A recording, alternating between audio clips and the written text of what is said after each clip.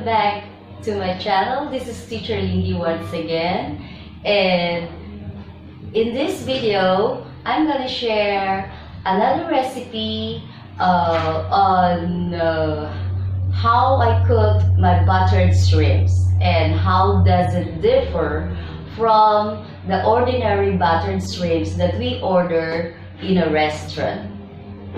So let's find out what are my ingredients. Okay, so these are the ingredients of my buttered shrimps. I have here half kilo of shrimps, medium size.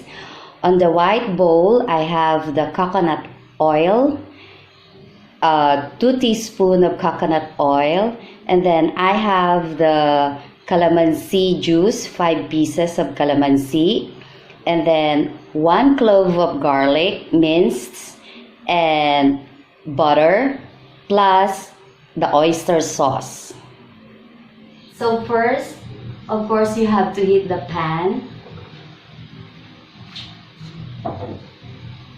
And once it is heated, you can add now the butter.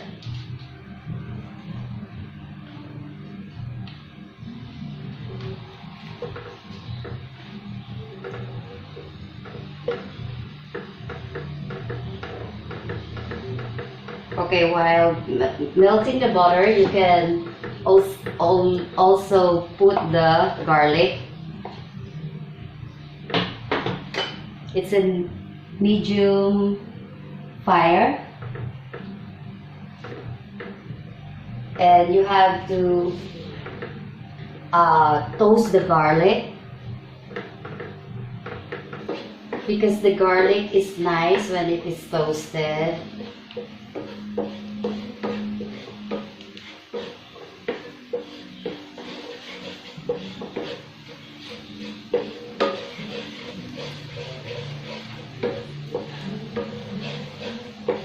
It takes a while to toast the garlic.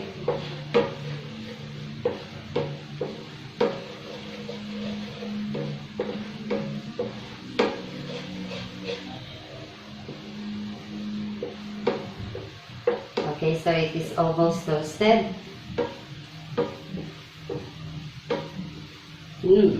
Smells good.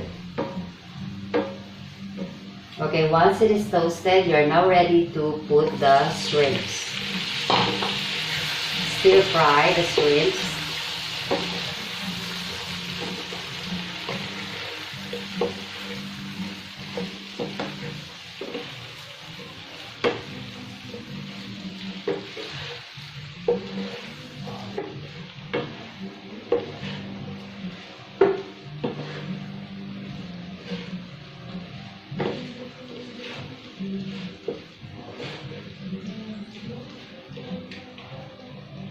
Let it cook a little, and then we're now ready to pour our coconut oil.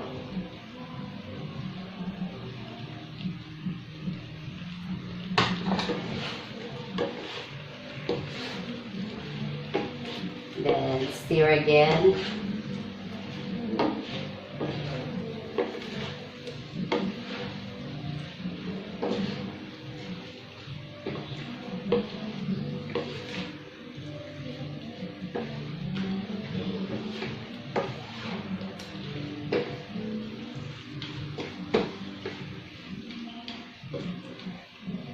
Then pour our calamansi juice.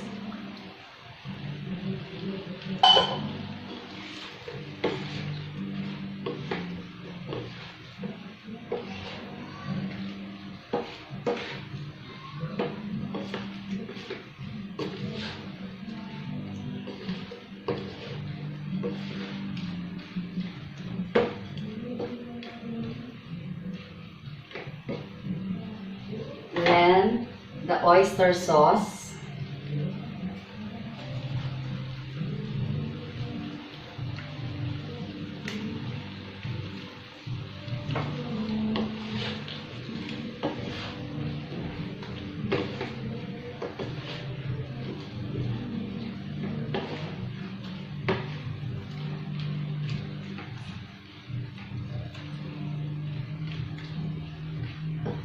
Okay, so since my kids, they love this with,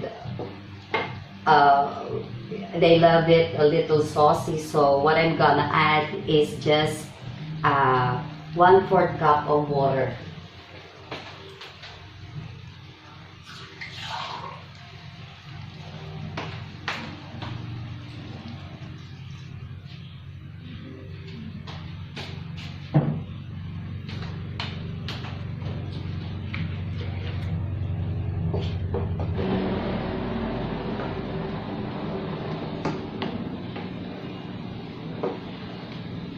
Okay, so taste if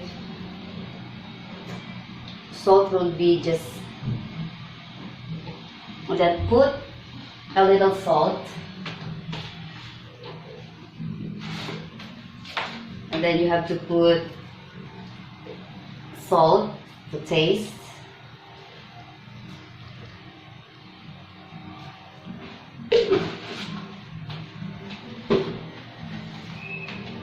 And then just cover it. Cover, and then low heat. Turn the stove into low heat.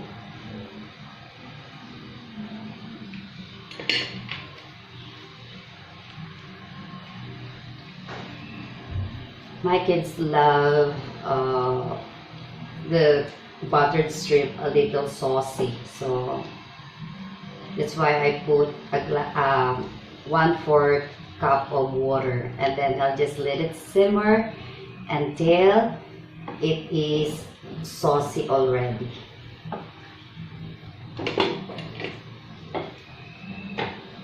Okay, it's done now. Let's taste. Let's find out how my kid will react to the taste of my buttered shrimps with coconut oil, oyster sauce, and calamansi juice. Po ng isa sa matakaw kong anak kung anong lasa. Sarap. Siyempre, galing sa kalan. Wow, sosyal. Gagamit pa talaga siya ng kutsara at tinidor. Kamayin mo na kaya. Tignan mo muna yung sauce. Yun.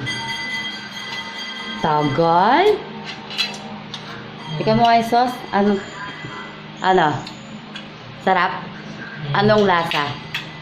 Anong nalalasahan mo? Naman yung butter. Butter lang? Saka gutom na ako eh. Alam ko nga, gutom ka na. Ano, masarap?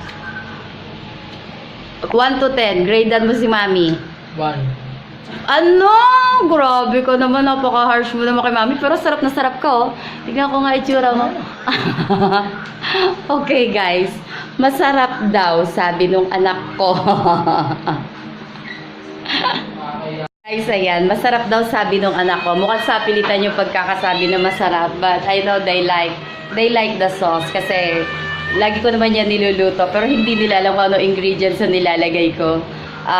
So ngayon alam na nila. Kasi nalasahan din nila yung coconut oil. At saka yung medyo ano ba tawag doon? Asin nung calamansi.